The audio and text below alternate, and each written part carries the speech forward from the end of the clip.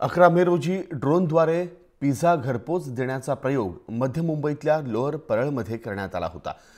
त्यावरून मुंबईच्या सुरक्षेचा प्रश्न निर्माण झाला होता। मात्र प्रत्यक्षात ड्रोनद्वारे पिझ्झा डिलिव्हरीचा व्हिडिओ या संदर्भात पोलीस तपासात हे स्पष्ट झाले। हा व्हिडिओ अनेक क्लिप जोडून बनवण्यात आला होता। त्यामुळे पोलीस आता काय कारवाई करतात असा प्रश्न उपस्थित झाला आहे। हा जो संपूर्णपणे जी काही ॲक्ट टी व्हीवरती आपण पाहिलेला आहे की एका प्लेसवरनं दुसऱ्या प्लेसला ची डिलिव्हरी झालेली आहे, प्रत्यक्षात तसं नाही आहे। तर हे वेगवेगळ्या क्लिप्स आहेत, ह्या एकत्र केल्या गेलेल्या आहेत की त्या पिझ्झेरियाच्या इकडची एक क्लिप आहे, नंतर मग दुसऱ्या ठिकाणची एक क्लिप आहे, तिसरी एक क्लिप आहे, असे ह्या सगळ्या 4-5 क्लिप्स जोडून एक क्लिप त्यांनी तयार करून नंतर ती फेसबुकवरती टाकलेली आहे।